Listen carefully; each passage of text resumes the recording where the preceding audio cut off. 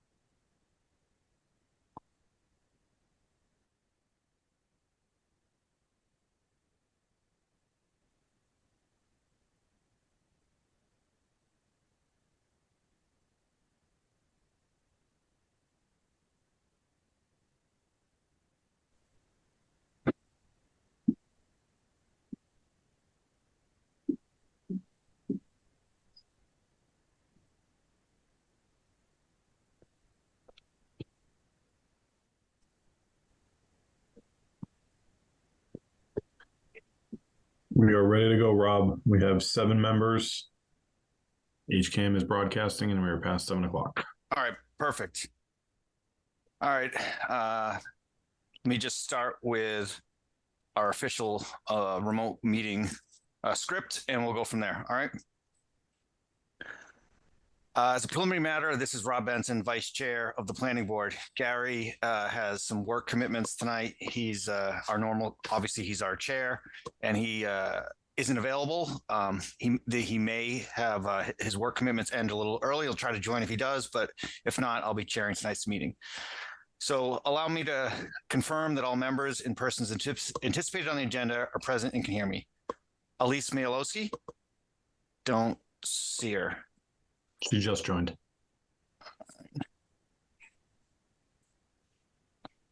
Elise Mialowski, are you? Can you hear us? Yes, I'm here. Sorry, right. having Zoom trouble. It's that happens. Ron Prefer. Present. All right, perfect. Matthew Ronca. Present. Michael King. Present. All right, Gary's not here. Jane Moran. Present. Excellent. And Navdeep Arora? I don't see Navdeep. All right, we'll see if he joins. Vikasath Prati? Yes. Present. All right, and obviously I'm here.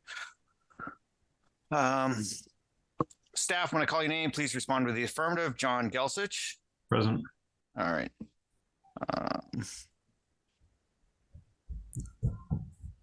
All right. Good evening.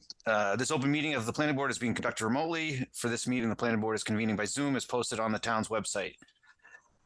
Identifying how the public may join. Additionally, the meeting may also be broadcast by HCAM through one or many of its channels or platforms. Please note that this meeting is being recorded. Accordingly, please be aware that others may be able to see you and take care not to screen share your computer. Anything that you broadcast may be captured by the recording. Each vote taken in this meeting will be conducted by roll call vote. All supporting materials that have been provided to members of this body are available on the town's website via the meeting calendar, unless otherwise noted. The public is encouraged to follow along using the posted agenda unless I note otherwise.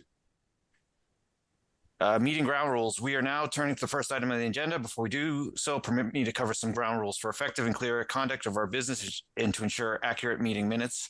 I will introduce each speaker on the agenda after they conclude their remarks. I will invite board members to provide any comment, questions, or motions. Please hold until your name is called.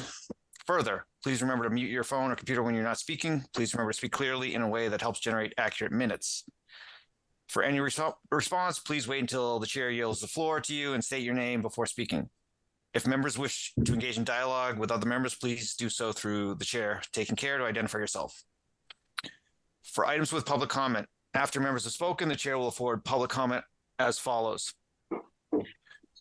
I will first ask members of the public who wish to speak to identify their names and addresses only. Once I have a list of all public commentators, I will call on each by name and afford 3 minutes for any comments. So thank you, everybody, for allowing me to get through our normal spiel that we need to start every meeting with. So my plan tonight is to follow the agenda. That's what's posted to the public, and that's what they have the option to try to time when they join or when they are not on. So I want to start with our administrative items and start right with Whisper Way and the conveyance of open space and request for extension. So that's what is on our agenda, and is what's before us. So there's three items related to Whisper Way tonight. I want to handle them kind of independently, one of the other. I think that's the best way for us to make our most effective use of time. So our role here is to consider allowing a time extension for open space. John, would you help re-educate us all what we're doing here, if you have a chance? Sure. So through the chair, Whisper Way is an open space landscape preservation development project, which means that it's guided by certain bylaws and regulations in the zoning bylaw. One of these regulations is that prior to any building permits being issued, the open space needs to be conveyed to whatever owner it's going to be, whether it's the HOA, in a nonprofit, or the town. The applicant and developer has stated that they want to give it to the town. So what we need to do is basically decide if the board is willing to grant an extension of time to convey the land, which is allowable through the bylaw. Generally, it would be until after town meeting, where the land would be accepted by town meeting, giving select board enough time to do the taking process and take ownership of the land. So that request has been made. Open Space Preservation Commission has met on this project and would be willing to be the recipient of the open space. So they have concurred with this extension. So now it's up to the planning board to determine whether that extension should be granted, and if that should be conditional on the escrow agreement that the developer has proposed being approved by the select board. So there's a couple decisions that need to be made here by the planning board, whether the extension should be granted, whether it should be conditioned upon the approval of the escrow agreement, and when the extension should be until. So this is a little out of our norm for planning board members that have been on the board for a while. So to start off, I thought I'd open it up to see if there's any questions from the board.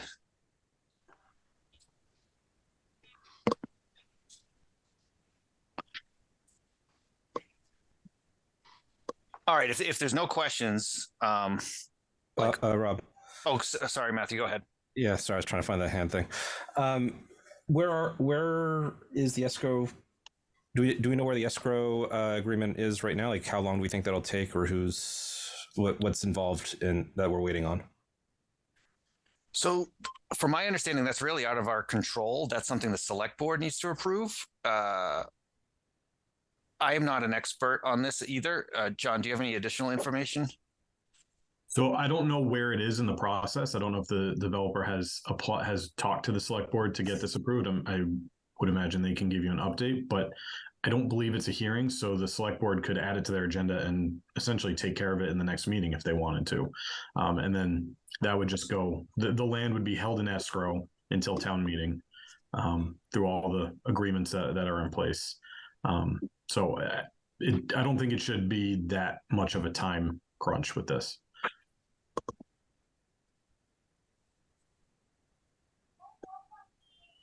Does anyone else on the board have any questions?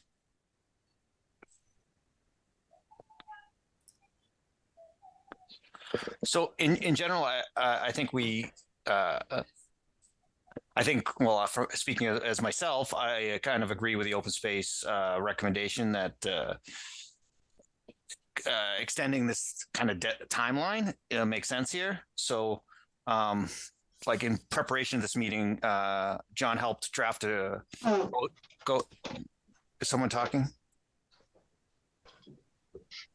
in preparation for this meeting, John helped he drafted it, a motion, and I'd like to read the motion, and then we can continue the discussion if we need, or take a vote. So I'd like to entertain a motion that the planning board extend the time necessary to convey the open space parcels of the Whisperway OSLPD development, allowing up to 90 days following the 2024 annual town meeting, subject to select board approval of the escrow agreement for this land. So moved. Second. Second. All right, excellent. Is there any discussion?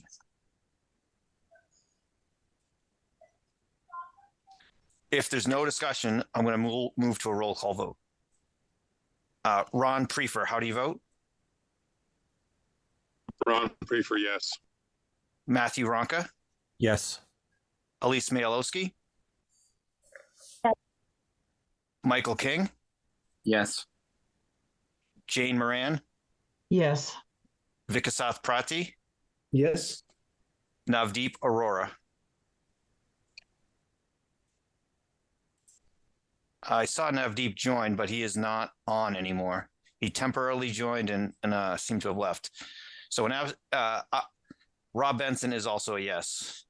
So yeses carry the vote. And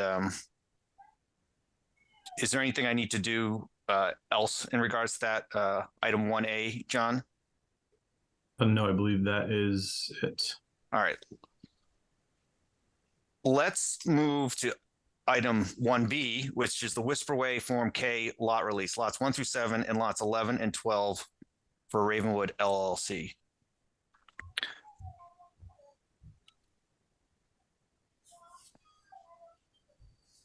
Once again, John, I'm going to ask for a little to help with some background information for the benefit of the board, if you could provide that. Sure, through the chair.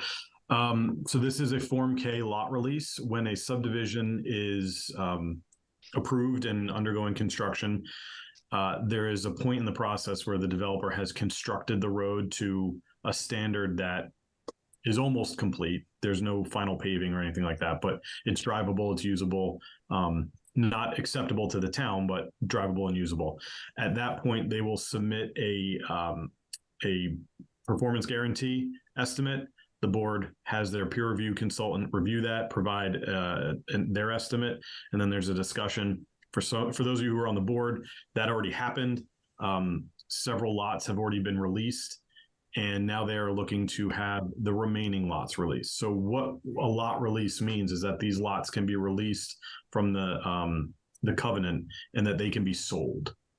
So that's really all we're doing, is just saying, yes, you can sell these lots. We have the bond. If the developer abandons the project, we have the money that we can use to complete the road, and you can sell the lots. So just for everybody, this doesn't provide building permits for any unbuilt. This is just the release of the lots. I think speaking for myself, I think we have what we need. So I'd like to make entertain a motion to release the lots for 1 through 7 and lots 11 and 12 for Whisperway. So moved. Second. All right, great. Roll call vote. Ron Prefer, Ron Prefer, yes.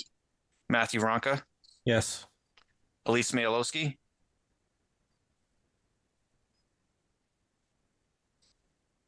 did we lose? We lost Elise. Michael King.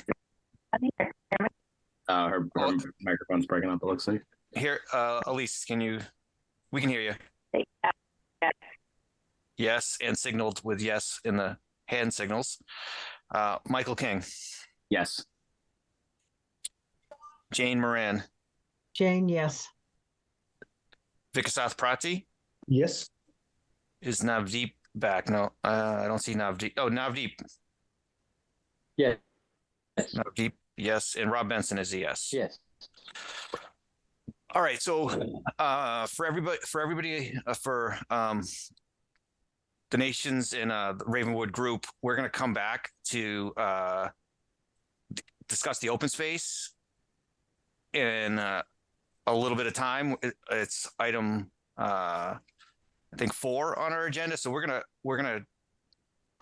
follow the agenda and come back to that discussion in a little bit of time. But we're gonna continue just following the agenda to 1.3. So this is Fair. yes. Just to point out to the board, the Form K needs to be signed. So everyone on the board needs to come into town hall and sign the Form K, and then it needs to be notarized. So either me, Anna, or another notary in town needs to be there to witness your signature. And I am not going to be here Thursday and Friday. So if you can come in tomorrow, that would be super helpful. If not, try and reach out to me and see when a good time would be to come in. All right, thanks, John. So we're going to move to 1.3, determination of the Elmwood Farms subdivision. If their changes they're making is constitutes a new subdivision plan, if I'm saying that correctly, versus just amending the plan that's already been approved. So if you look in our packet of material in 1.3, town council weighed in on this. So page 4 of the packet, kind of the middle of the document, says town council opinion is this work proposed stormwater infrastructure removal of Adams Street from the plan. Abandonment of certain lots does not constitute a subdivision and therefore should not require an amendment to the subdivision approval or new application for subdivision approval. So with that being said, I want to open it up to the board if there's any questions.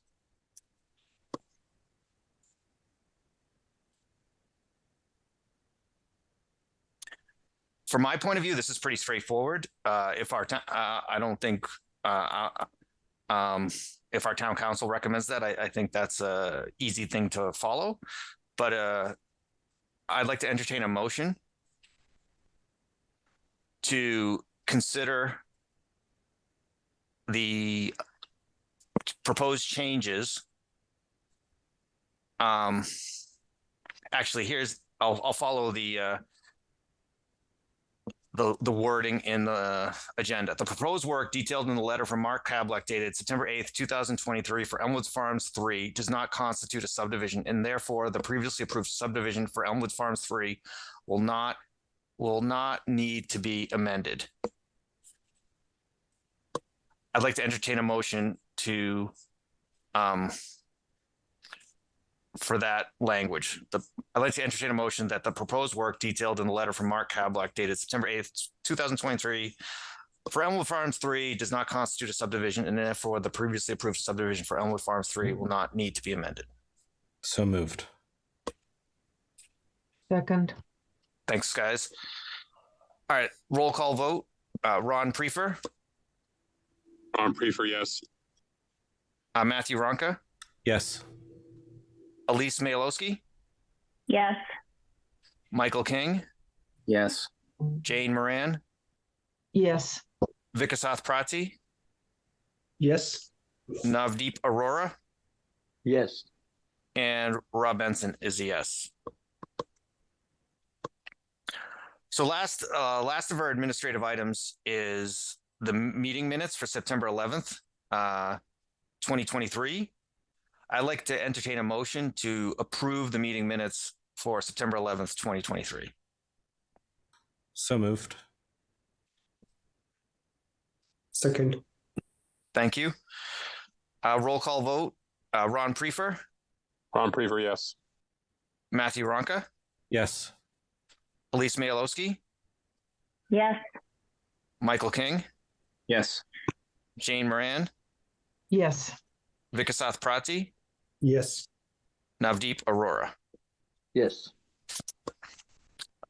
All right, great. We've made it our way through our administrative items. I'm going to continue to item 2 on our agenda, continued public hearing for 188 and 190 Fruit Street stormwater management permit. So there's been some changes to this proposed project, and maybe is the developer, I don't know who the developer is for this project. Are they on? John, do you know? So I believe David, I'm going to say your name wrong, so I'm not going to try. is presenting for VHB as Nick Crowley is not able to attend. All right, David, we see you. You're unmuted. Would you like to give an overview of where things are for the board, and then we can just work our way through this discussion? Of course. Well, first, thank you all for having us this evening. My name is David Anau, representing VHB and the client Rebel Hill LLC. As you mentioned, there have been some changes to this project since we last presented to the board, namely that originally we were proposing two developments of two single-family residential homes on 188 and 190 Fruit Street, respectively. The project has since been adapted so that it is proposing only one single-family residential home on 188 Fruit Street only, so as to mitigate the impacts and kind of lessen how much work is being done here, and continue with the application as a single residential project on one parcel.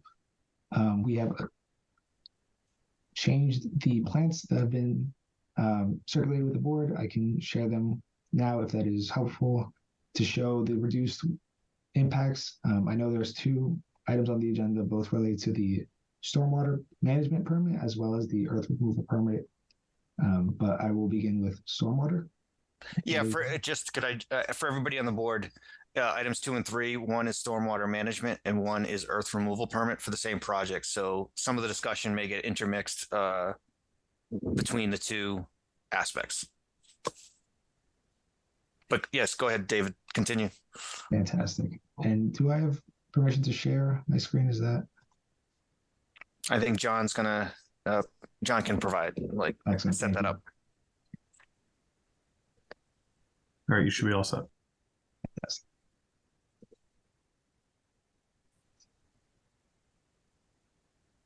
So this, let's see, can you all see that? It's coming through. Yep. Fantastic. So what you're seeing here is our latest grading drainage plan for the proposed 188 Fruit Street residential home. Just for comparison, I think it's worth noting that it is a much smaller impact than the previously circulated plans, which proposed developments on both 188 and 190 Fruit Street. We have mitigated the impact, so it's the proposed impact, so they would just be on one single lot, and eliminating a good portion of the proposed impervious surface, as well as putting additional distance between any proposed work and the nearby wetlands and vernal pools. So going back to our grading drainage plan, the stormwater intent is very similar. We are proposing a small surface detention system just to mitigate peak rates, or less than peak rates, as well as comply with any other applicable municipal and state stormwater management regulations. We are using rates that are more conservative than what field testing had shown, so it's actually going to be more than what we essentially need for the site, but we figured, more stormwater management is preferable to less. Are there any additional questions or any other aspects that you would like to specifically focus on? I know there's a decent amount related to the watersheds. I would be happy to get into those. So I think, David, what I'd like to do is allow John, our principal planner, to give a overview from his perspective, and then we can open it up to questions after that. Yep, fantastic. Through the chair. So they've modified the design, as David said, and it does change the impact. So they are still going for an earth removal permit and stormwater management permit. Really nothing administratively has changed. Beta is reviewing, but they have not gotten their review complete, so they are not able to present at this meeting. So this will likely have to be continued until October 16th. But there's still a significant amount of changes to the site. The steep slopes are a concern. Stormwater running off onto Fruit Street is a concern. DPW has already made that clear in the memo. So those are the things that the board needs to consider: is stormwater impacts to the surrounding areas, and generally the design of the site, the slopes in particular. I will note that they have confirmed that they are still requesting waivers on the earth removal permit, which we're not quite at. We're still at the stormwater, but I just want to say it while I'm talking, for the change of the slopes and for the access to the site through the buffer, which is a quirk of our bylaw that everyone needs to request. Otherwise you can't access the site. So I can repeat that again when we get to the earth removal permit, but since they're kind of tied together, I figured might as well say it now. So, David, I know this project has, in its previous incarnation, went before the Conservation Commission. I'm curious where this proposed proposal is with other boards that need to weigh in on it. We are moving with the same timeline that we had followed originally. Obviously seeking out the applicable permits, but we're also seeking, septic approval, making sure our septic design is approved by the Board of Health. I believe that is where we're at. I know Nick Scully and can comment on more of that, but he's unfortunately not able to join us this evening, but we can provide more information on a follow-up meeting if that's preferable. And I know from my point of view, the technical review by our consultant, Beta Engineering, it's real. Some of my questions maybe I have one more question, but it may be premature without their feedback. But I'm just curious about the DPW department's concern about kind of site runoff. Like I travel this road regularly, and there's sometimes during the winter there's water that runs from that general side of the street, and we'll get on the road, and depending on the thawing and freezing pattern, it could turn the road a little icy. What is being kind of proposed in that regards? Right. So to address the DPW's concerns. Yes. I know we are proposing to mitigate or to meet existing runoff rates to our design points.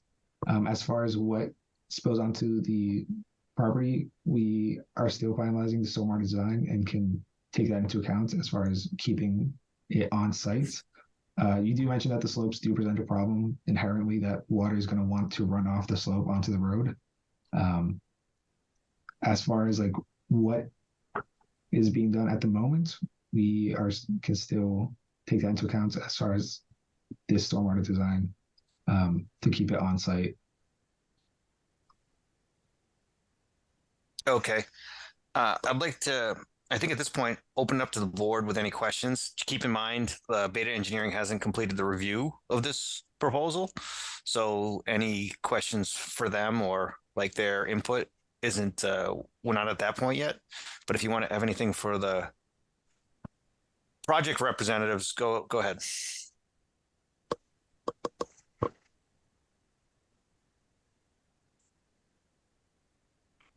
Jane, go ahead. I see your hand raised. I physically Sure. hand raised. This probably is premature, but probably a question for Beta, but I was just wondering what the degree of the slopes might be, or if that's too soon to tell. Or it might be something that we'll be looking for an answer for later on.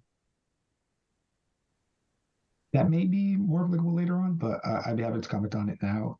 In general, we're not exceeding a 2-to-1 slope as an absolute maximum. Anywhere where we are exceeding 2.5 to 1 feet slopes, we are proposing erosion control blankets to help maintain those slopes, especially during increased storm events. This erosion control plan will show like the exact locations where that 2.5 to 1 slopes are present. You will note that is really just to make this entryway more accessible and more feasible. We are also proposing more walls with this iteration. Again, going back to the previously submitted plans, we had only proposed one wall in this back area to kind of push that slope back, but by having this additional wall, we're able to kind of tie that slope, bring it in a little bit further, and minimize exactly how much earth is being disturbed. Again, I'd be happy to get into this more, but this may be more applicable in the next agenda points. Thank you.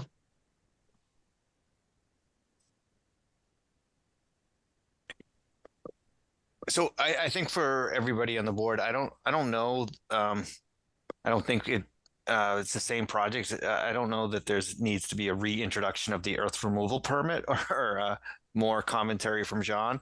But if there's any questions for the developer in terms of earth removal, I think it's the same situation with stormwater that we need to kind of wait for Beta's review.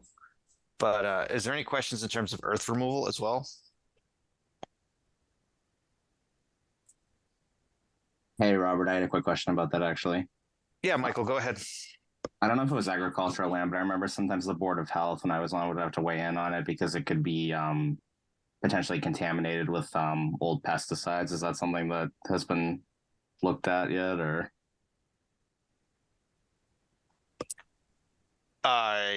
So I don't know. David, do you have any comment there? I have no idea. Not that I'm aware of, but I can't answer definitely. I would have to touch Yeah. base with our design. They would have flagged it if there was a concern. So if they didn't say anything, then probably no. So, thank you. So I don't know really how to move this forward too much in this during today's meeting, unless without the beta technical review completed. David, do you have any other expectations for today's meeting, or? No, we kind of had the expectation that the beta review wouldn't be ready, but we still wanted to get ahead of any questions that you might have. I saw that a hand was very briefly raised right now, though, so I don't know if there's any follow-up there. I thought I saw someone saying it. Yes. Oh, John, go ahead. Yeah, so, I misunderstood. I thought you were looking procedurally what to do, but I can make a comment about that later. No, I think procedurally we just need to continue this to our next meeting. Is that October 16th? I would suggest, since we've taken comments on both the stormwater and earth removal, we just combine the hearings into one item at this point. So we can just continue both in the same motion. Okay. For the board, absence of any further questions, I'd like to entertain a motion to continue the public. Sorry, I muted you. I was trying to mute myself.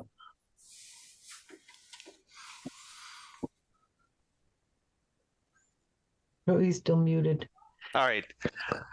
So in absence of any other questions, I'd like to entertain a motion to continue the public hearing for stormwater management and earth removal for 188 and 190 Fruit Street to October 16th. So moved. Second. All right, great. Roll call vote. Ron Prefer, Ron Prefer, yes. Matthew Ronca, Yes. Elise Mayalowski, Yes. Michael King. So I apologize, Robert. So John, can I vote on this one? I saw on the bottom of the thing for this one that me and Ron might not be eligible. Rob, Ron, and Michael are not eligible on the stormwater, but I believe you may be eligible on the earth removal. Through the chair, why would we not be eligible to vote on this? Subdivision is significantly distance away from where I live. You missed 2 meetings. Oh, back-to-back ones. Yeah, that's true. Vacation. Okay, thank you. So given that certain members can vote on one but not the other, maybe it is that's the reason we separated it. Okay, let's we're halfway through a vote, so how do I do this? It doesn't matter. we can do the stormwater. The board members who can vote on the stormwater can vote, and then we can do the motion. And if the board's okay, I'll just change the motion in the minutes. It's a formality. We're just continuing. It's not an actual decision.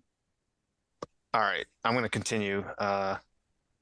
Michael King, so would you please vote as the motion was stated? Yep. So I'll vote yes. Jane Moran, Yes. Vikasath Prati, Yes. Navdeep Arora,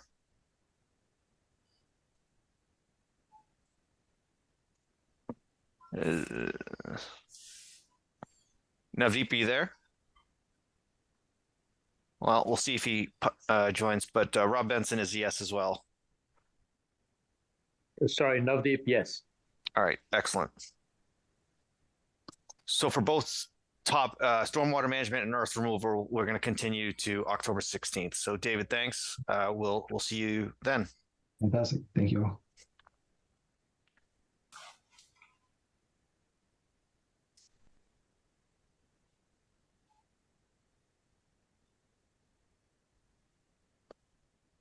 So we're moving to item 4 on our agenda, if you're following along by the packet of materials. So back to Whisper Way.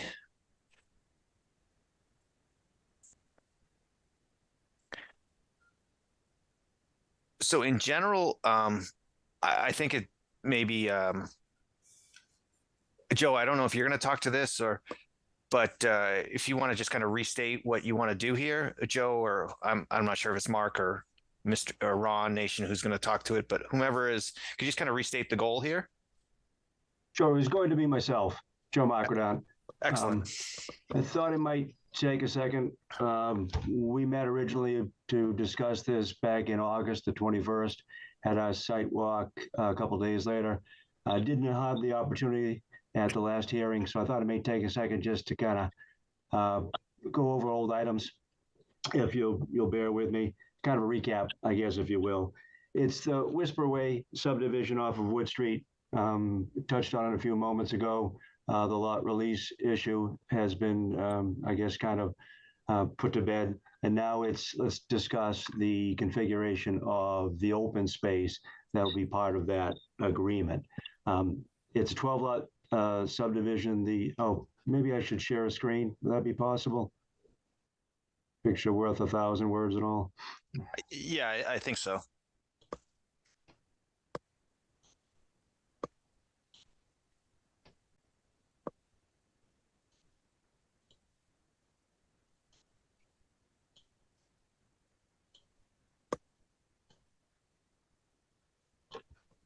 So this is the general area, the Whisper Way roadway, the 12 lots associated with that project, 40 acres of site, 20 will be preserved as open space, 10 lots on the roadway, and 2 on a common drive off of Wood Street.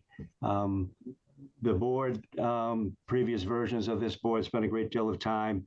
I believe 17 months the project was in committee as they discussed different aspects of this. At one point, it morphed from 24 lots, down to the 12 that you see now. And that was approved by a previous version of this board in October of 2019. 7 months later, parcels to the south of the project became available. Were purchased in May of 2020 after construction had begun on the project. 17-1, R17/1 and 31 acres total. They came with access easements over homes here in Valleywood, the abutter to the south. There were access easements in 2 locations, over number 25 and number 37. For the folks that made the sidewalk on the 26th of August, we made our way out to Valleywood Road and turned and looked back, and that is a very difficult topography to work. Steep grades, a lot of surface rock, a lot of bedrock, going to be dramatic changes to the homes with the 2 easements and to any of the neighbors down there on Valleywood Drive. So, guys, I guess it gave us an opportunity to review how we access this land for the agricultural use. We went back to examining our options, and we were limited. 495 is the easterly abutter. No access to that route, as you know. The existing homes on Valleywood, we touched on that. And to the west are 2 parcels that make up the town forest, the original town forest, and then the Cameron land, which the town acquired a few years ago. So it's either the Valleywood Road or through some element of the Whisper Way subdivision. We examined the existing easement that shows up on the endorsed plan at this location, and it has some real issues with it. It's inside a buffer zone to the vernal pool, off-site on the town of Hopkinton land, and there's a large boulder which takes up the majority of that easement right in here. So the construction of that is going to be a real issue for the Conservation Commission and would be a real difficult thing to construct. So in examining all of this, what seemed better was a shift 45 feet easterly to this location here. For several reasons. One, chiefly it got us out of the buffer zone to resource areas off-site. It allowed us to pick a spot where the wetlands was narrower, where an existing footbridge already existed. So in line with all of those elements that the Conservation Commission would like to see, can you minimize the impacts, Joe, from anything you're proposing? And that location works out better. And that's, I guess, the reason that we're here. We had several discussions with Principal Planner John Gelchich, and he encouraged us to take a look at all of this stuff, to spend some time with the groups that would weigh in. So we saw the fire department, we saw the Conservation Commission, we had a department head meeting, and we had the opportunity to look at the entire area, the 40 acres that made up Whisper Way plus the additional 31. And we saw an opportunity to take some of the land that was going to be part of the septic system for the project, a communal septic where all the septic was pooled and pumped to one location. Once density requirements changed, then it became easier to have individual septic systems. So there's an area down here of 20,000 square feet that is no longer necessary for a septic system, which could be converted to open space. And then along over parcel B and over R17-1, there was an opportunity to provide a corridor that added to the town forest land and created a network of existing trails that would then access, for access Whisper Way to the Valleywood Road subdivision. It's a nice piece of land. It's very attractive, and it provides a real opportunity, maybe a very rare opportunity to link these two subdivisions, one under construction and one completed 25 years ago. So that's kind of what we pulled together. All of us on the development side to find a better way, that came out in air quotes, a better way to access this 31 acres in line with the Hopkinton subdivision rules and regulations that encourage developers to create a link access to undeveloped parcels that are adjacent to the one that they own. So we're trying to stay in line with those regulations, appreciate the process that went into the OSLPD for Whisper Way, but find some way to access this abutting parcel that came into ownership after all the plans were developed for Whisper Way. And that's the reason we're here. We're not changing Whisper Way. The function of that roadway network is still in play. The driveways to 11 and 12 are unchanged. So all those issues with regard to how Whisper Way is going to function, I guess don't, in my mind, really apply. That was given an awful lot of scrutiny. The plans were approved, and we're leaving all that alone.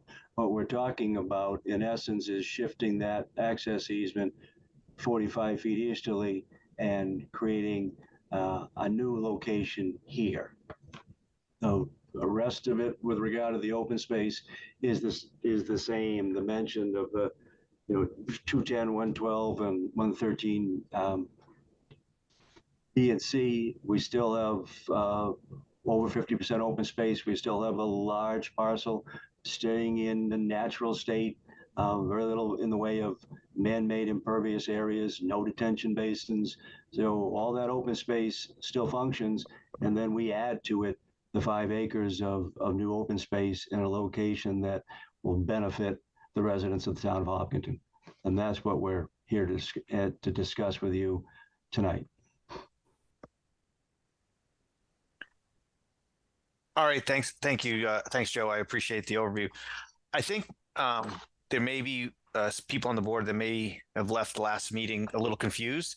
So, John, could you just kind of reiterate kind of the staff report for this part of the like we had 3 items related to this project on our agenda. Could you just give your perspective for this aspect of our agenda? Sure. So through the chair, the developer is proposing to, I should say, let me start again.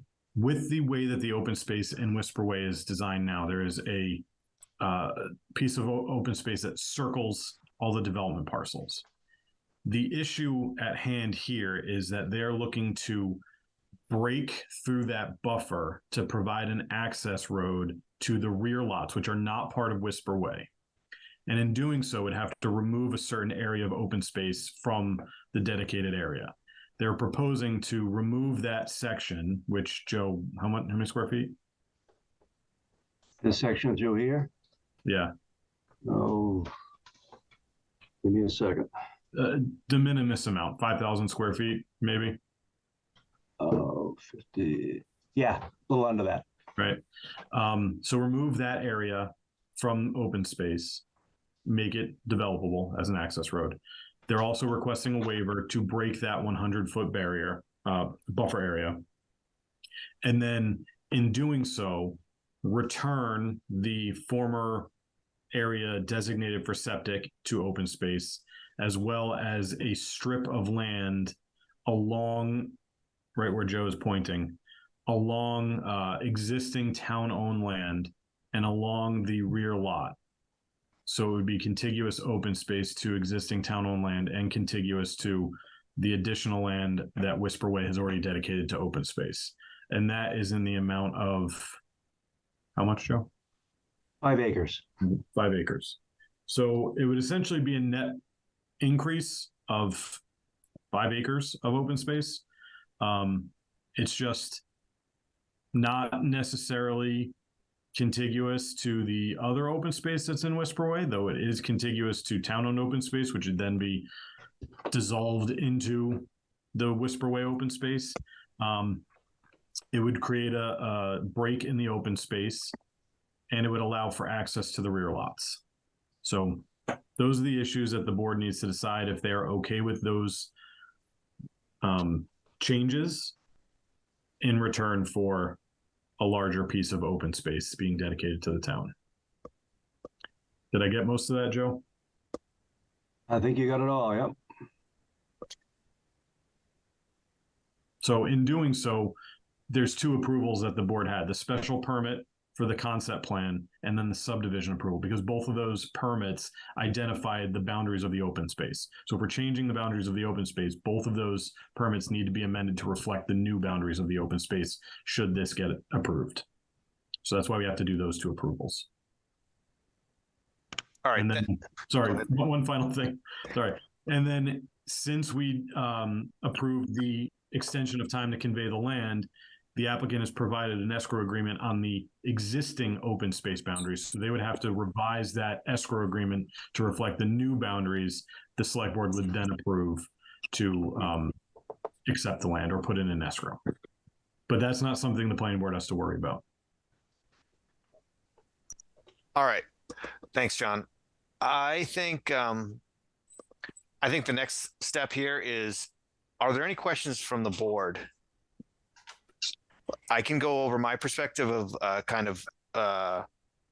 this. Like anyone that went on the sidewalk, it's kind of obvious that from Wood Street, if you want to access this land to move the access easement or whatever you want to call it, that strip of land to access it, it makes more sense there than where it is on this drawing. There's the narrowest channel of water kind of there, and that part makes sense.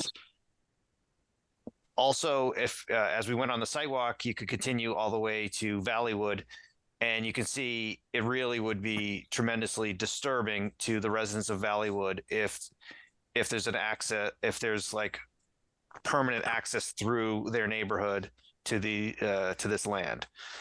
So I can see the logical sense here, and I see the benefit of almost 5 acres of additional open space to move this this access to these lots. So that's my perspective, but I wanted to open it up to the board. What questions do you have for the developer? And then depending on the questions, we can kind of work our way through the agenda. So Matthew, go ahead. Yeah, I was wondering if the OSPC had weighed in on this, or any other open space committee in town had any opinion on this change in particular. I was not in attendance at a recent meeting they had with the open space, but I believe Craig was there to meet. I'm here. Yep, and Craig maybe could speak to that.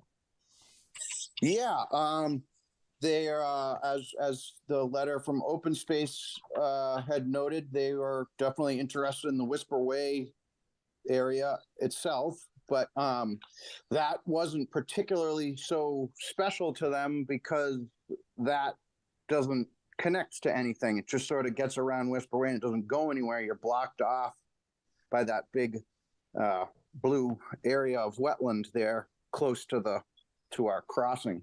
So that's sort of the pinch point. Like they couldn't get through there anyway. So they were particularly interested in this 100-foot corridor because that is what gets them around that big piece of wetland. And then it connects back up to Cameron Woods and Pond Street. And it really makes all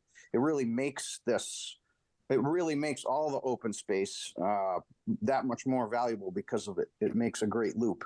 And since the meeting, I've been able to flag it, and I'm excited to walk it with open space because it really is a perfect place for trail. It's got some neat geological features that they'll love, and it's a great corridor for them. It completes a loop, and they're excited about that. So yes, they're interested in it. Thank you. They want it. Go ahead, Michael. Hey, so this one's for John. Actually, you said it would require a waiver to do this to one of the aspects of the open space plan. Could you elaborate on that a little bit? Sure. The actual waiver. So section 210, 223C1 requires a buffer width of more than 100 feet surrounding the development parcels. So this would be a buffer width of less than 100 feet because there would be a break in the buffer. So it's essentially just allowing for that break in the buffer to occur. Got it. Okay. It's essentially splitting the open space into multiple parcels. Right.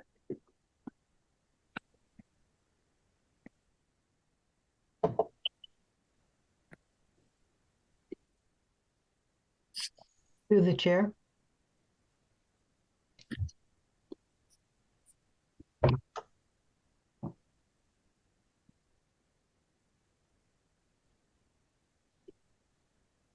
Oh, sorry, Jane. I muted myself temporarily. Go ahead. I knew you were out there. Well, member of Open Space myself, we did do not only the site walk, but they came, the nations came before the Open Space Commission and took us through this presentation. And we are very excited to be able to engage the developers in this idea of a contiguity so that we can join some of these new parcels for new developments to the existing, especially Cameron Woods and the town forest. It's a really unique opportunity, and I'm sure that all the residents will enjoy it when it's done.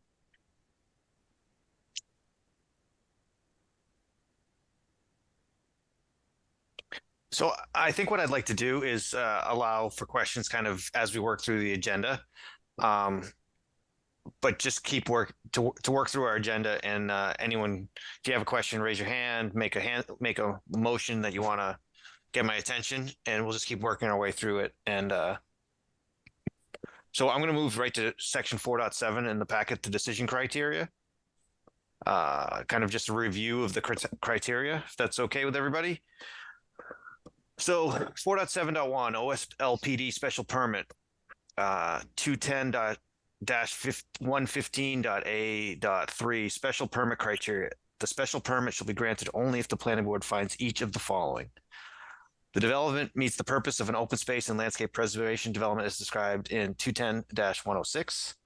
The development standards contained in 210-112A 1 through 4 have been met. The common open space is designed in accordance with the standards set forth in 210-113B. The common open space is designed in accordance with the standards set forth in 210-113C. The parcel could be developed as a conventional subdivision under existing local, state, and federal land use regulations. And number 6, the open space and landscape preservation development provides for efficient use and delivery of municipal and other services and infrastructure. So I think, I don't want to speak for everybody, but I think since the board approved Whisper Way as an OSLPD development, it adheres to that. So 4.7.2, definitive subdivision plan. The board must determine if the proposed amended definitive subdivision plan conforms to the subdivision regulations, and if waivers are requested, whether it is appropriate to grant them. If the proposed subdivision meets the standards set forth in the subdivision regulations, it should issue a certificate of planning board action determining such. So this is the question. 4.8, requested waivers. 210-223.C.1 zoning bylaws to provide a buffer width of less than 100 feet. So I think, like, as it's been said here, there's already an easement in place. The easement is not in a natural location from my perspective.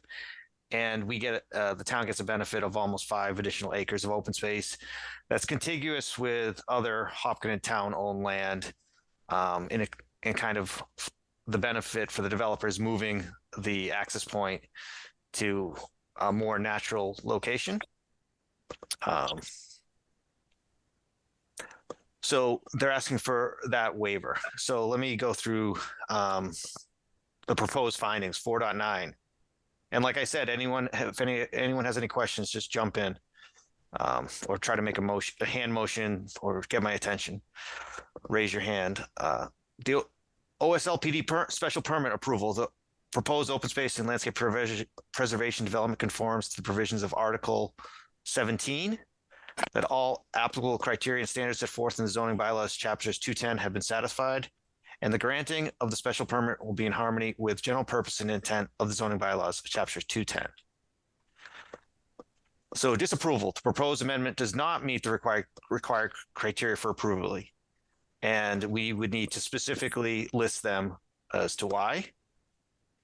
So we need to, like John started by saying, we need to approve the special permit and subdivision plan. So let me just jump to read 4.9.2. Definitive subdivision plan approval. The proposed amendment to the definitive subdivision plan conforms with the subdivision regulations with the exception of the following waivers, which are hereby granted, as the granting of these waivers is in the public interest and will not be inconsistent with the intent of the subdivision control law. And we need to list the waivers that are granted. Disapproval. The proposed definitive subdivision plan does not conform to the subdivision regulation. It does not meet the following requirements, and list the requirements.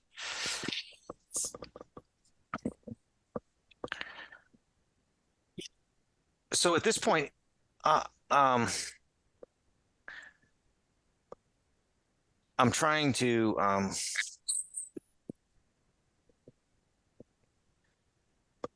going to just keep on going through the proposed conditions.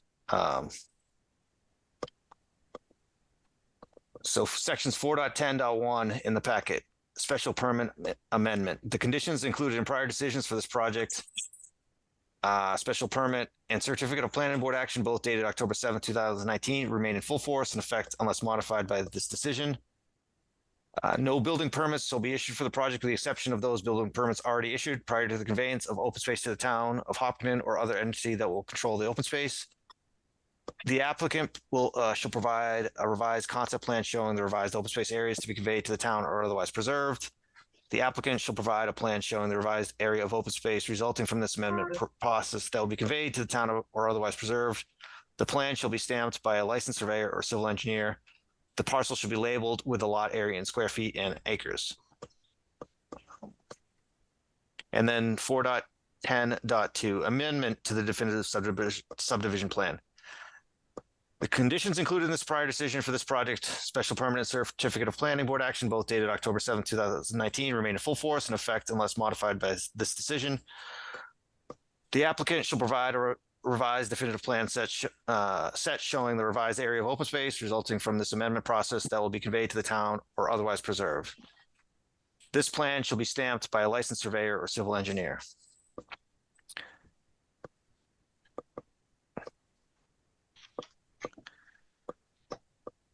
So this is,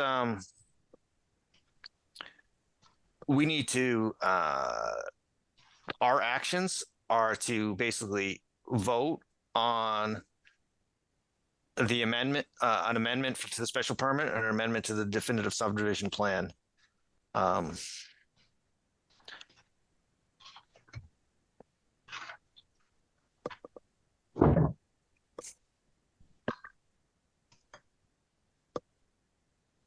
Do we, in this instance, John, do you think we need any findings as part of this?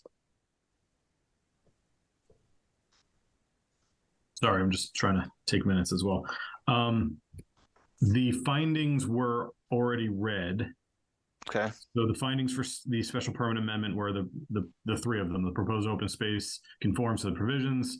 All applicable criteria of the zoning bylaws have been satisfied, and the granting of special permit will be in harmony and general purpose. So I think those should be made. And then there are also findings for the subdivision, and that is just the proposed amendment to the definitive subdivision conforms to subdivision regulations. I will say that that one mentions a waiver, but the waiver is actually for the special permit. So you're going to want to vote for the waiver on the special permit, not on the subdivision. The subdivision doesn't have any waivers proposed. And then you would vote on the conditions and approval as well. So there's going to be a couple votes in this one. Okay. Was that confusing? A little bit, but let's take it one at a time. I think the next step is to entertain a motion to approve the special permit amendment to change the open space to move this access as outlined in the plans with the conditions from section. So there are motions in the memo that you can just read if that's easier. Section 4.12. I'm okay. I'd like to entertain a motion that the board approves the amendment to the special permit with the following conditions that were previously read aloud by the vice chair. Findings. By the findings previously read aloud by the vice chair. Does that make sense? So through the chair, you want me to just, I think we're mixing up the findings and the decision. Okay. So the motion for the findings would be, I move the board accept and approve the findings as previously read aloud. Okay, let's start there. I'd like to entertain a motion that the board accept and approve the findings as previously read aloud and I'd like to state the sections. In sections 4.9.1.1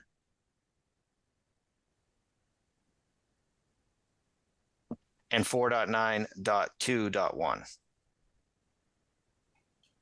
Point of order. Should we not first, again, it may be a question that's silly, open it to the public before we do a vote? Or do we do the motion first, then open to the public? I'm not quite sure, John. It's up to the board. Generally, if you, I mean, these are the findings, so you're not making a decision. You could vote on the findings, but then if the public has comments about the findings that may change the board's opinion, you would need to revise the findings. All right, sure, Ron. Let's table that, what I just said. Is there any comments from the public?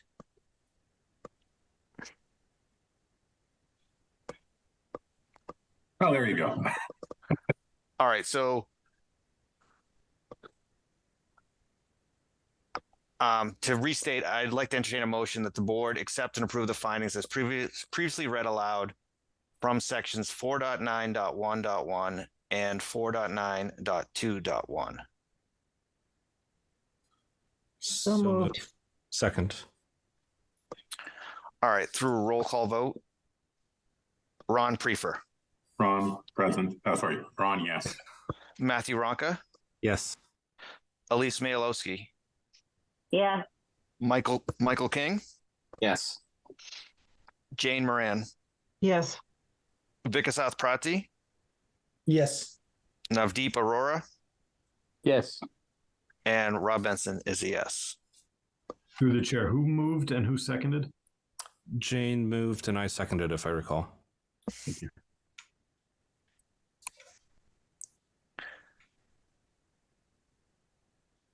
So hopefully I don't screw this up too bad, but to move to section, we've got the special permit vote and we've got a definitive subdivision amendment vote. So there's going to be two separate votes. Where are the what section are the conditions in, John? The conditions are section 4.10.1 and 4.10.2, but we also would need to vote on the waiver request under the special permit. So do we vote on the waiver request first? Sure. So I'd like to entertain a motion to grant the waiver as outlined in section 4.8 that to provide a buffer width of less than 100 feet. So moved. Second. All right, roll call vote. Ron Prefer, Ron Prefer, yes. Matthew Ronca, Yes. Elise Mayalowski, yes, Michael King, Yes. Jane Moran, Yes. Vikasath Prati, Yes. Navdeep Arora, Yes. and Rob Benson is a yes. So if we voted yes in the waiver, it seems like these last two should be formalities, but we're going through them. So section 4.12.2.1, special permit amendment. I move that the board approves the amendment to the special permit with the following conditions from sections 4.10.1 and 4.10.2. So moved. Second. Second. All right, roll call vote. Or is there any discussion? I should be doing that on a regular basis. If there's no discussion, roll call vote. Ron Prefer, Ron Prefer, yes. Matthew Ronca, Yes. Elise Mayalowski, yes, Michael King, Yes. Jane Moran, Yes. Vikasath Prati, Yes. Navdeep Arora, Yes. and Rob Benson is a yes. So moving to section 4.12.2.2. I move that the board approve the amendment to the definitive subdivision plan with conditions from 4.10.1 and 4.10.2. I'd actually like to entertain a motion that the board approves the amendment to definitive subdivision plan with conditions from 4.10.1 and 4.10.2. So moved, Ron Prefer. Thank you. Second. Matthew Vronka. Any discussion? Hearing none. Ron Prefer, how do you vote? Ron Prefer, yes. Matthew Ronca, Yes. Elise Mayalowski, yes, Michael King, Yes. Jane Moran, Yes. Vikasath Prati, Yes. Navdeep Arora, Yes. and Rob Benson is a yes.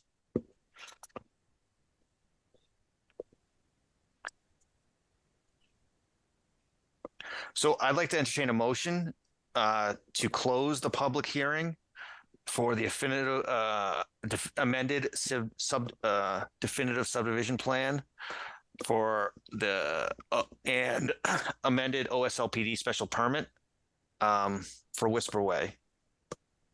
So moved. Ron Prefer. Second, Matthew Franca. If any discussion, hearing none. Ron Prefer, how do you vote? Ron Prefer, yes. Matthew Ronca, Yes. Elise Mayalowski, yes, Michael King, Yes. Jane Moran, Yes. Vikasath Prati, Yes. Navdeep Arora, Yes. and Rob Benson is a yes. So thanks. Thanks, guys. We are all set for Whisper Way on our agenda tonight. So I'm gonna move on to section 5. Thank you. Thanks, Joe. Thanks, everybody. All right, section 5 in our outline. So we spent Through the chair. go ahead. We need to open this hearing. Let's start there.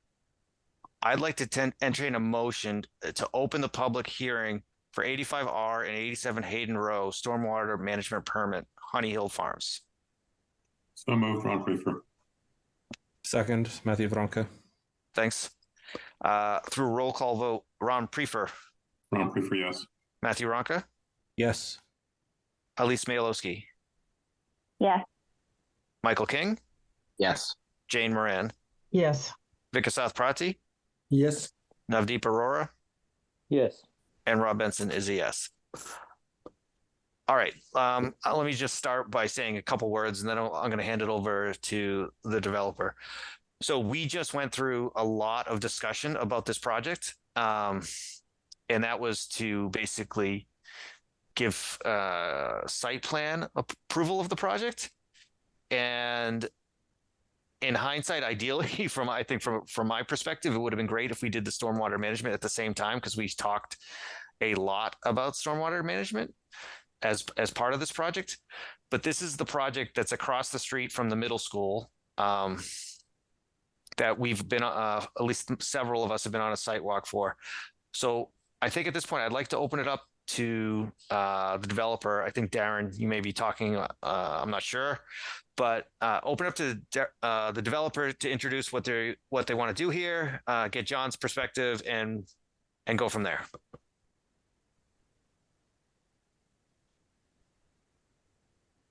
This is Ken Driscoll. I'm going to defer to Dave, given that most of this conversation is technical, and to your point, it's a lot of it has been discussed. So I think between Darren and maybe Dave and Mark on our team, I'll let them kind of give an update where things are. I know a lot of work was done to get things caught up and cleaned up. So I'm hoping that all that's been taken care of, but I will defer to Weston and Sampson, and then Dave and Mark on our team. All right, excellent. Mr. Marquardt, Dave Marquardt, do you want to introduce this application?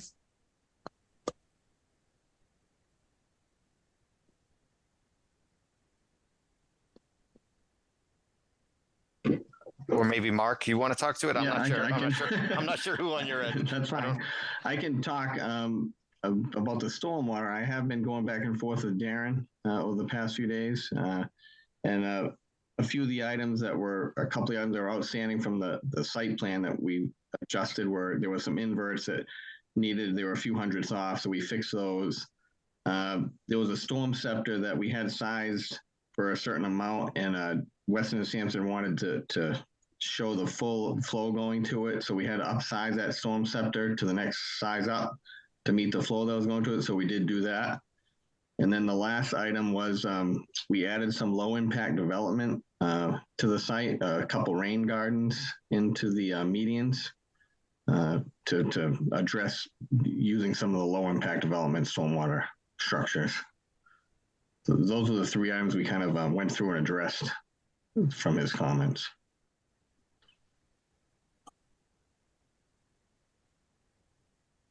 Let me see. John, did you have any aspect of this you wanted to give an introduction for? I think everyone should know exactly what we're talking about, but is there anything you wanted to add? Yeah, not anything really of substance, just to give a background on why we're doing this in such a haphazard way. The applicant, through miscommunication or whatever else, just didn't submit this application along with the site plan. Usually we do them together. So due to the advertising and notice requirements, we couldn't get them on the same agenda. So now we're just having this one discussed separately when they normally would have been discussed together. So nothing is essentially changing with the project, aside from just some tweaks here and there with the peer review consultant on how to get the best stormwater management system on site. The project that was approved at the last meeting isn't changing. This is just a different aspect of the proposal that would usually have been talked about together. Thanks, John, for providing that clarification. And I think at this point, so Weston and Sampson is doing the kind of peer review for the town of Hopkinton on this project. And Darren, if you'd like to give a status of where you are in terms of that kind of technical review. Sure, yeah, I'm Darren Kirshner. I know we've met 2 times now on various planning board hearings for this site. I could just share my screen if helpful, just to run through the limited open comments and then kind of provide a status of those. This should probably take 5 or 10 minutes if that works. Sure.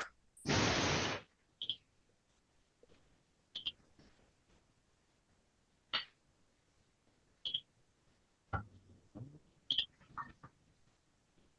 right. So as Mark mentioned, we had been coordinating last week as well. So this is a sort of separate peer review for that same development at 87 Hayden Row Street. And this is specifically the stormwater management permit application. So the Weston and Sampson reviewed that against 3 parts of the stormwater bylaws or the stormwater regulations of the town of Hopkinton. So specifically just to pull those up in the section 172 of the Hopkinton bylaws is the review of the operation and maintenance plan, which the applicant had provided in their stormwater report, a few months ago, actually. So we'd already had looked at that, but obviously we looked at that again, and that'll be one of our comments. And then we looked at the general state standards, the 10 standards, and those were some. I'll go through in detail all of those. Our last peer review had some open comments that the applicant has addressed. So we'll discuss those. And then the last, as Mark also flagged, was low impact development and the addition of some low impact development to the project. So just going through, I guess, timing, this memo we issued to the town last Wednesday as we were talking with the applicant's consultant, just to allow the planning board time to review it ahead of this meeting. We did get additional documentation on Friday from the applicant, which we have reviewed. So I'll be providing a general update on some of the open comments and the status. So moving through the standards first, there are 10 standards. Several of them have already been fully addressed. One of the standards, which is on peak discharge rates, as Mark had mentioned, there were just hundreds of feet differences between the stormwater reports and the plans. Those have, as of Wednesday, were not addressed, but the Friday set we have confirmed that those invert elevations now are consistent across both plans. We also had just a similar comment on a notation on the site plans for one of the manhole elevations, just making sure that that matched up with the stormwater reports, which as of Wednesday was not addressed. We flagged we knew additional documentation drawings were being issued, so that has been addressed in the revised plans. And then there's only a few more here. So yeah, all these other comments have been addressed. And then Mark has also flagged, the storm scepter. They had upsized it from the original site plans. And this is a total suspended solids removal and also petroleum hydrocarbon capture system. So that storm scepter has been upsized based on the area that we recommended. So the plans that we had reviewed last Wednesday had a STC 2400 that has now been changed to the 3600 model, which can cover 2.6 acres. So that actually covers the 1.8 acres that we had flagged as the drainage area.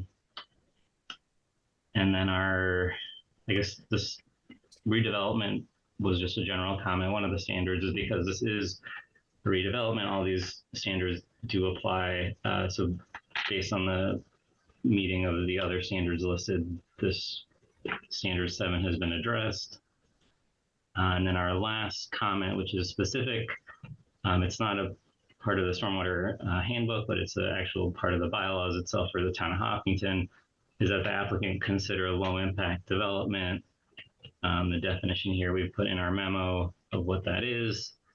So initially there was no low impact development specifically called out in the drawings. However, we have seen that the applicant in the revised plans has included 2 rain gardens in the parking lot. Can show where those are helpful. So they're just these 2 kind of depressions that just improve sort of stormwater filtration from the parking lot, and then they do connect, so they won't overflow. As long as they're properly maintained, they connect into various subsurface stormwater systems. I guess with those 2, the only thing we had flagged, which is sort of a new comment, is that those rain gardens were initially flagged to be snow storage areas. There were 4 snow storage areas across the site. Historically, these 4 areas, so 2 of them now also include the rain garden. So, just a comment for the applicant is that the maintenance of those, and then, sand and salt can sort of damage the sort of wetland-like, highly permeable area. So just placing snow in the rain gardens is not advisable. But there should be plenty of other spaces to put the snow.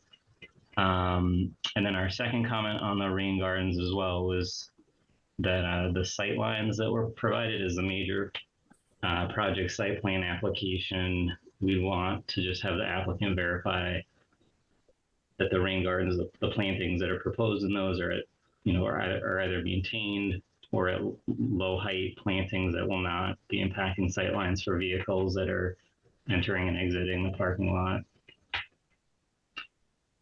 So that was all of our comments. And I guess overall, just because we issued this memo last Wednesday, which doesn't reflect the latest drawing set, we do recommend that we revise this memo, reissue it for the town's records, but all of the comments that we had as of last Wednesday have been addressed.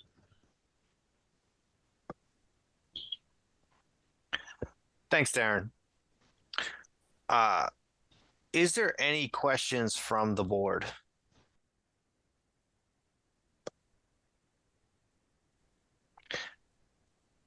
If there's any questions from the board, just raise your hand. But is there any questions from the public?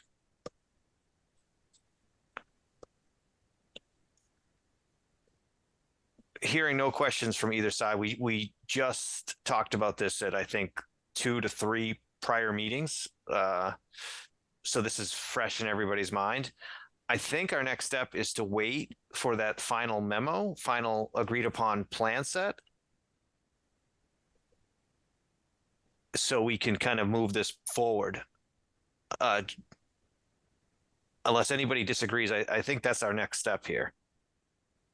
We don't have an agreed upon plan set from my understanding, or like a final review memo from our peer review consultant on this project. So I don't know that we can do too much until that's finalized. Just through the chair for timing, we can probably plan to get that out, within a week. So early next week back to the planning board. But yeah, we're not looking for any new drawings, but just wanted to flag these just with the timing of the hearing and the issuance of our memo. We just wanted to flag the changes. Okay. You are correct, our memo doesn't reflect the any of these changes that I discussed that were not updated as of Friday of last week. So unless I hear, unless anyone objects, I think our next step is to basically wait for that finalized memo reviewing the stormwater management for 85R and 87 Hayden Row. John, do I need to make a motion to continue it to our next meeting? I think that's our next step here. Yes, you need to make a motion to continue to the October 16th meeting, and then I would also request you extend the decision deadline, which I think is October 23rd to November 1st. That just gives me 2 weeks after the meeting. So I'd like to entertain a motion to continue 85R and 87 Hayden Row Street stormwater management permit to October 16th and extend the decision criteria to November 1st. So moved. So moved. Any discussion? Hearing no discussion, like to do a roll call vote. Ron Prefer, how do you vote? Ron Prefer, yes. Matthew Ronca, Yes. Elise Mayalowski, Michael King, Yes. Jane Moran, Yes. Vikasath Prati, Yes. Navdeep Arora, Yes. and Rob Benson is a yes. So we will see Mr. Driscoll and team. We will see you guys next meeting, and hopefully be in a position to wrap this up. Okay, thank you. Thank you. Thanks, guys.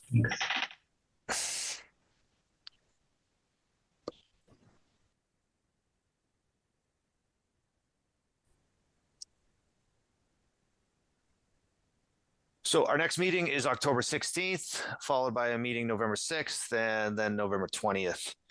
So unless there's anything else, anybody on the board, I don't know how much we can discuss without advertising it on our agenda, but at this time, I'd like to entertain a motion to adjourn for the evening. So moved. Second, but before we vote on it, as through the chair, I was hoping that John, you could let us know exactly your availability. You mentioned tomorrow for coming in to sign the documents. Are there any other days this week at all as the notary? So tomorrow I will be in until about 6-ish, 5:30 to be safe. And then I'm in Wednesday. I'll be leaving around 3, and then I'm not in on Thursday and Friday. But I will be in next Monday. No, sorry, not next Monday because that's a holiday. I will be in next Tuesday. Are there any other notaries that we can take advantage of, or are you the only one? Yes. So Anna Rogers in our department is there. In reality, I probably just need to see the last signature. But we only need 5. So we don't need all board members. We just need 5. So the first 5 that can come in, we can get that done. Wonderful. Thank you. All right. So we got a motion and a second. Hopefully no discussion. All right. Through roll call vote, Ron Prefer? Yes. Matthew Ronca? Yes. Elise Mayalowski? Yes. Michael King? Yes. Jane Moran? Yes. Vikasath Prati? Yes. Navdeep Arora? Yes. And Rob Benson is a yes. All right, everybody. Have a great night. See you in 2 Good weeks. job. Good meeting. Thanks. Bye. Bye.